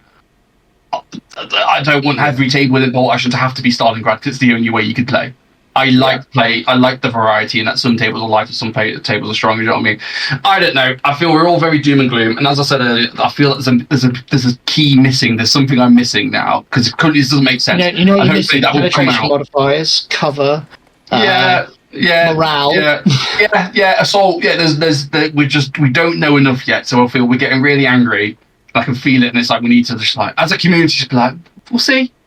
Wait and see. Take Warlord for the words. Let's let the edition come out. Let's play it, and then let's moan. And we don't like it. That's not what war gamers do, though, mate. Is it? They see the rules. and go, fuck it, throw all their models in the bin, and then they bring out the rule that says artillery only ignores it if you go indirect and it rolls a 6 to hit. No, and you go, oh, well, that's a as I say, let's listen to our Lord and Saviour, Ozzy Osbourne. We're going through changes. This is like it's the whole change graph, isn't it? You have the disappointment and you do the bargaining and the blah blah blah. It's a 7-step program. We're kind of in that middle bit. I don't know enough about change. I thought that was for alcoholism. It can be both. we've had a question. You lot seen the next poll for next month's sneak topics? Yeah. I've already voted for every single option. Give me them all. So who's winning? Isn't it? I can't remember who's winning. Vehicles. I know my choice is vehicles. Okay, good stuff. What a dumb thing to go for. Like, we've just had shooting. Could we please have, I don't know, morale and shoot quality or snipers? Because that'll change what we think about the shooting phase. You need points first. As soon as you get points, all of the rest of it falls into place. But until you've got that, none of it matters. Like, all the stuff we've said tonight means absolutely fuck all if a medium howitzer is 150 points. You guys play with points, competitive whackers. I just like turn up with my friend and throw moles on the table, and we just do it historically, man. Points for the losers. So you guys, you throw dice, Toph. Can't believe you. I just play historically in the fact that this man died at this battle. We just talk through it. So you guys talk. I just look at my opponent. We just exchange thoughts based on that book we read last week. I play a historical where Hitler didn't get into power, so there is no war. Fucking So, just looking at the voting at the moment, next Wednesday, we've got special rules, because that's from the last poll. Then, on the 7th of August, we'll have vehicles. On the 14th of August, we'll have morale and troop quality. 21st of August, we'll have close combat. And then the 28th of August is when we'll have snipers. I then don't think they will do another poll, because then you're 4 weeks away from release day. Well, they definitely won't do points, because that would just be what the army codexes are on them. Well, you could at least say, like, regulars are still 10 points. We've rebalanced vehicles. Here's an example of one. Do you know what I mean? Like, they still do the odd. Could say the Dacus do it is now 500 points. Yeah, but they won't, because at this point the Dacus do it's still viable, so people will still buy them. Yeah. I know what rule Toph would want out of more than anything in the world. I'll give you all one guess. Even Toph, and I'll bet Toph will be wrong. Oh, of course I'll be wrong, because I have no idea what you're on about. Early, what do you think the one rule that he would want to know about is? The one rule that Toph would want to know about? To rule them all. That's one rule that Toph would want to know more than anything in the world. I don't know. What one rule do I want to know? Even I don't know. Do you give up? Go on then. How tank shot works and what vehicles can still tank shot. Absolutely. If they don't let tanks run over vehicles anymore, and also combined with what is a tank, because that was always a fun one, then my life would be over. It wasn't though, because it was in the fucking rule book. People just are too stupid to fucking learn. Tanks got wheels, mate. Read the rule. We've simplified the game. Yeah. There you go. We simplified the game, and now all vehicles can tank shock. So your soft skins with wheels can go through what they want. Here we go. If you want to get a soft skin ramming a tiger, be my guest. No, I'm thinking like a truck running infantry. There's one rule that we've all forgot about that I think will change the entire course of bolt action history if they've fixed it. If this is what Alex has written in the chat, you're talking nonsense. I've not even looked at what Alex has written in the chat. So he put smoke. I mean, smoke. He put smoke. Which, to be fair, again, maybe that's the missing thing. Maybe that's what I'm missing. Range doesn't matter when you can't see your opponent. Yeah. No, it's not smoke. It's even less used than smoke. Turret jam. Bombardment. Turret jam? Yeah. God. I won't be in the game. I want smoke to be so good that we literally drain Dunelm from their supply of pillow stuffing. Do you know what I mean? Like every tournament player turns up with a backpack full of like fluff and just. They go. You see all that nice cover? Yeah. Don't worry about it. Smoke. Yeah, everyone brings their 5 Nebelwerfers, not to hit stuff, but just to smoke everywhere. That'd be cool, wouldn't it? Yeah. We all get the vapes out because there's just not enough smoke. No, I fucking hate vapors, man. It'd be like when Morrison's put the misting machines over the veg and salad. Just put that on the edge of the board. Oh god! It'll look like GW whenever they do a reveal and have a smoke machine in the background of the new model, and then you can never see the model because it's too smoky. You don't need to see the model because it's just another Primaris Lieutenant. It's when you're like, it's when you're at the. But now his sword's up like this rather than like this. It's when you're at the friendly local gaming store and that one bloke pulls out the deodorant and everyone goes, "Oh yeah, actually," and there's one can goes around 10 people and because you're all you know what? That was a gaming store that I was in once because I went, "Oh, this stunk," and sprayed myself, and that was it. Pass it around, everybody stinks. Oh yeah. Pete, if you have a spray, I'm having a go too. Like, oh yeah, I'm part of this club. To everyone listening to this, you're all part of this club. Don't think you're not a bunch of mingers. You are, you're gamers. If you're interested in the Juggernauts and playing bolt action, sorry, you smell. You're a minger. Yeah, you smell. I'm sorry. It's just true. Even the ladies. Sorry, it's a universe. If you're human, you smell. I'm sorry. Yeah. You know what? First thing in my event bag for every event, candy deodorant. Yeah. True that. And the nice way of doing it to your opponent is sniffing yourself and going, "Oh, I stink," and doing it yourself and then handing it. Yeah. Because you're identifying, I smell, you might. Not going, you smell. See, the second thing after your deodorant is lube. So, yeah. Here's some deodorant. Oh, do you want this or do you want me in dry? Yeah. Luckily, Pete's nickname is Spray, so everyone has a go.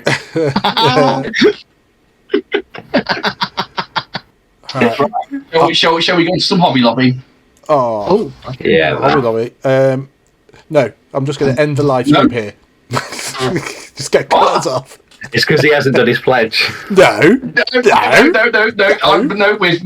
Transition's coming in. My loneliness is killing me. Yeah, I have not changed the song yet, so that's last. Mate, last that song's banging. It's a banger. Hobby Lobby. Pete, have you got the notebook? Because I can't remember what I pledged. Oh, you don't even lost the notebook. Oh, God. Well prepared. The last time I was on, Toph had orcs, 20 orcs, squids, and bowmen. Bowmen? Yeah, archers. I painted the 10 Night Goblin archers. Did you say squiggies? Yeah. Yeah, I painted some squigs. I painted 10 squig herds. Did you say 20 orc infantry? Orcs, 20 orcs, squigs, bowmen was the whole list. I didn't do the orcs. But if there's any consolation, I painted an absolute shitload of squigs. No, look. Soundboard, do a fail. Look at them. There's so many squigs, and they're the ones that are still in the front. I've also got all of these. And I've got painted a shitload of squigs. So, look. He's a fucking big squig. Look at him. Doesn't matter. It's not a green skin. Fine, I'm going to go the other tack. They've been base coated and dry brushed. Still not for so that counts. Let's paint on them. Mate, for how much I've done, I'll give you. I bet I still have fucking more paint than you lot combined. Of course. Pete's been good this month actually. Pete's been alright. Pete gets a pass. Oh no! I'm good. Don't worry. So Spurley. Burrows and badges. Spurley's mic's cut out again, everyone. Sorry. Blood Bowl. Are you sure that's me and not handsome Spurley? Why are you painting Blood Bowl? Because there's potentially the outside chance of the Jugger Bowl, isn't there? It's the summer. Oh, is there? Oh, yeah, that's true. Yeah. Ian said he would run one, and then that's it. He just said he'd run one. That was about 3 months ago. I didn't never You say about Burrows and Badgers, there is more paint on these than there was before I pledged it. So I did start doing something to them, and then I moved a load of hobby stuff about, and my Blood Bowl box came to the top of the pile, and I was just like, oh yeah, I've only took the rule book out of that box and not any of the models. I've just realised I know why Ian's not running a Blood Bowl tournament for us this year. It's because he's rediscovered Hero Quest in it, and he's been painting all of his Hero Quest cards. I will go around his house and I will stamp on all of it if it means that we could have a Juggernaut. To be fair, my Hero Quest is better than V3 Blood Bowl. Where's the Jugger Bowl trophy gone anyway? I've still got it. No, the Juggernaut one. That's the major one. Dan probably has it. He's winning it. Yeah. The Juggernaut head. Yeah. See, he's not even displaying it. That's how much he gives a shit.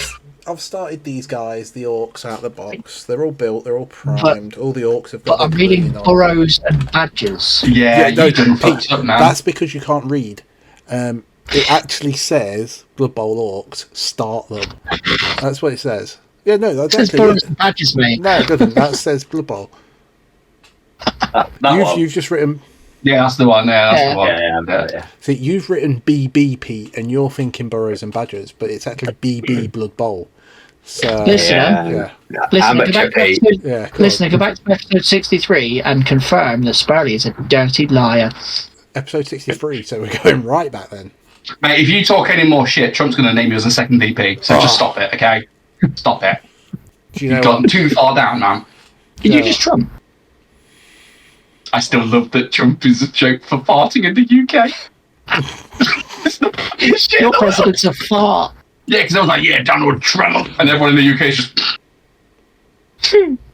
Trump! My name is Donald Trump. LOL. Sorry, Dan, have you failed your pledge too? Dan had Bretonian Knights. Yeah. Did I? Yeah. Did he? Yeah. Did I? Yeah. I've done that. I paid loads since then. Let me tell you, I painted those knights, which were almost finished last time when I made the pledge, so that's why I knew I'd achieved that one.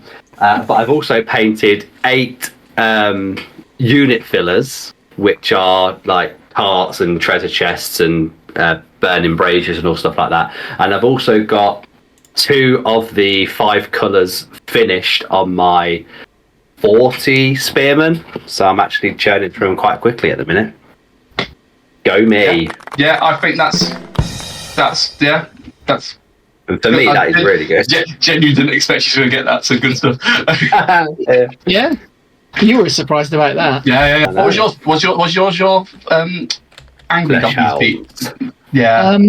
So in episode 57, it was Flesh Hounds. In episode 58, hold on. In episode 58, it was not Flesh Hounds. In episode 61, it was not Flesh Hounds. In episode 62, it was not Flesh Hounds. In episode 63, it was rebasing 40 skeleton warriors and some painting. That's my brick. I did. I rebased my brick and some painting. Because look, rawr. And there's another one, rawr. There's 10 done along here, and then there's 10 more just about to be sorted in here. Very good. But honestly, I've been watching your stuff coming through actually, and Flesh Hounds are the Flesh Hounds are nice, and I like the snow bases and stuff on them. Because I've gone mad and given Tiger Stripes. Yeah. Because I got bored, I gave them Tiger Stripes. Extra steps, man. Just painted models always good to see. You've changed. I played a game on Tuesday where a fully painted army on both sides. It was beautiful. Yeah, and your painting's actually got a lot better in the last few years. Like your British army's really good. The American army was really good. He's got his fucking airbrush. He's cheating. That's why. No, it's got contrasts. It's contrast. The Brits are contrast. The Americans contrast. The Flesh Hounds are contrast. There's more to it than just that. There's a lot more effort that goes into them. It's the commission as well. He's got to box them up, send them off to someone to paint for him. Ali to paint them for him. I think the best thing about contrast paint is that it encourages to go further because you get your early results so easy and it, like so early on because it's like literally one thick coat and then you go. And then it encourages you to go. Actually, I'll do a bit more because you've gone so far. You might as well go a bit further.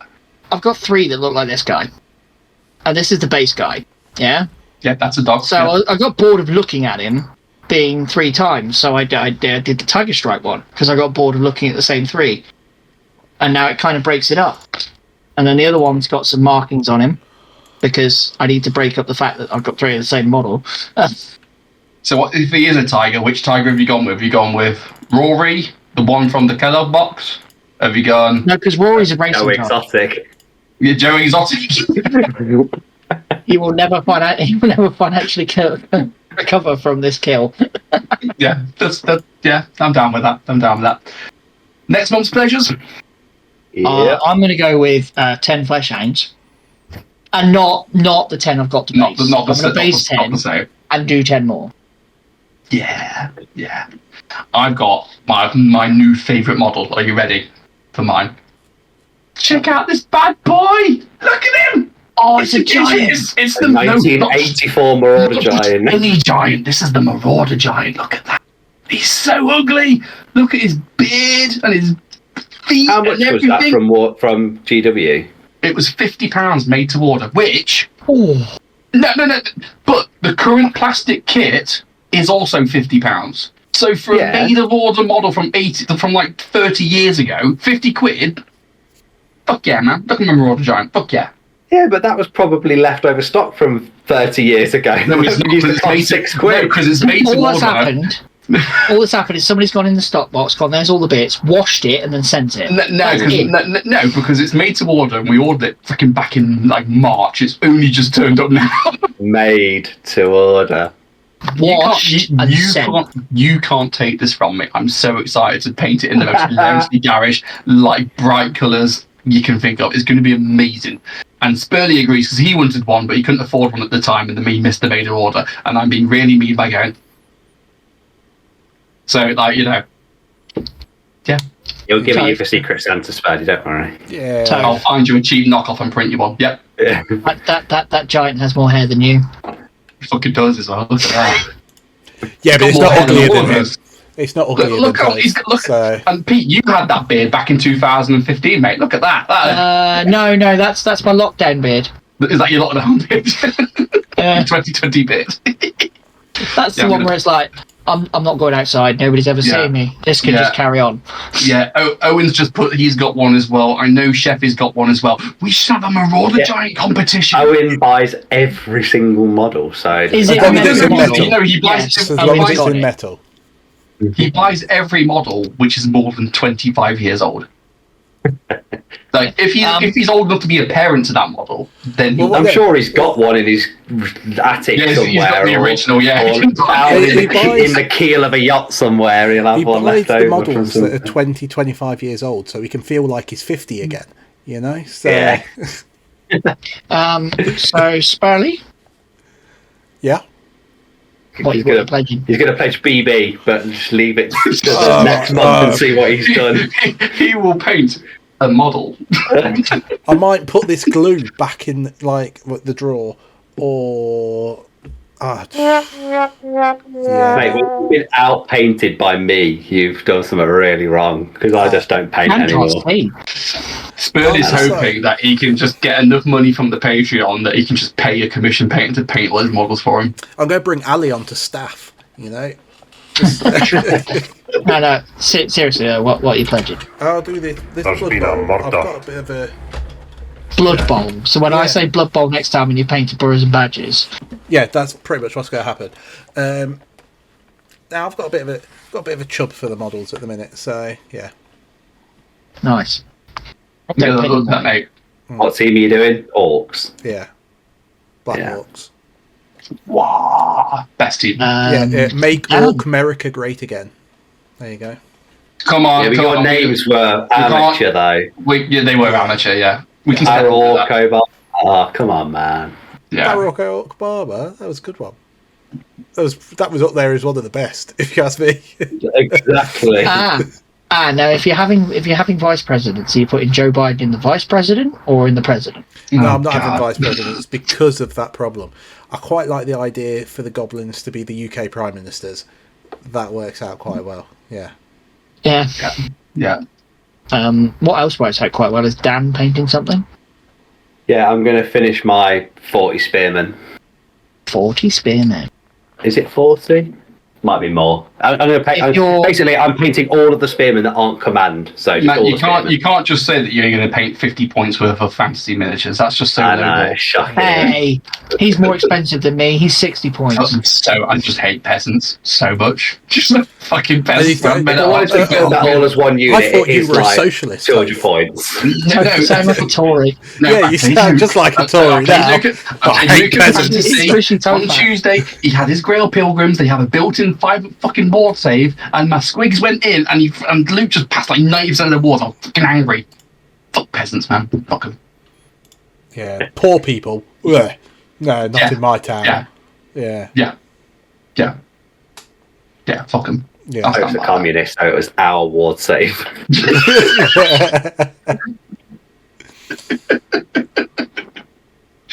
Oh god. Cool. We all ready then? Any closing comments or thoughts? Spurs, he's doing Blood Bowl. I mean, Spurley, are you going to do that thing? You can read it. You read it then. You read it, motherfucker. I'll read it. We've had one last comment through, which we want to shout out before we end, from Joseph Darden. And he's put just a little comment separate to the topic. I'd like to say thank you for the podcast. It has really helped me through a tough time this year. I mainly play bolt action with my brother, and around Christmas he was diagnosed with motor neurone disease. It's been a rough time as a family, so listening to your podcast has really helped distract my mind. I do really hope you all enjoy Free and continue making content. Thank you again. Can I just say one thing to that? Yay! Oh god. I'm joking. Oh my. No, okay. Yes, This is why nobody will pay for Patreon, mate. This is ridiculous. Here's something really nice. Dan's like, yeah, what a way. What? No, there's no need for a joke after that. That's just. there was no need. That is the joke that kills the podcast. So thanks, Dan. Joseph, don't listen to Dan. He's a cunt. Like, thank you for finding solace in our hand. Anything we can do to make the world a better, brighter place. Yeah. Thank you. And if that's go and win loads of bolt action tournaments, fine, we'll do it.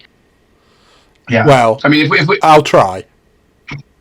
I won't win. So will I. Yeah. You know who's really going to win it, don't you? It's these two. Hey Dan, meet you at the top, Dan. Give it our best go. Yeah. You never know. We might be shit at the new edition. Yeah. Fingers crossed. I'm bored of being so good. No, fuck off. Just because you can't see, you go, that's a 6. Your opponent goes, that's a 2, and you go, no, I see a 6. Yeah. Do you have an actual joke to end the podcast on? Yes, I do. Rather than just the American political system, that's just a joke. Yes, I do. Yes. Okay. What about the UK opposition? They're a joke.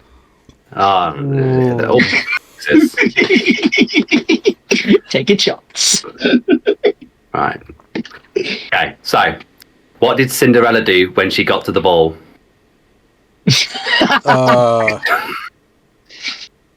I know this. Go on. She gagged. Thank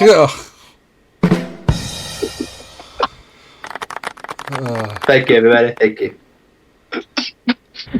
That's actually quite good, Dan. That's quite good. That was actually everybody. That's the tamest joke you've said for a long time. That was, yeah. We are streaming live. Like, I don't want to get us taken off. I am to tone it down after the response to Joseph Darling. Oh yeah.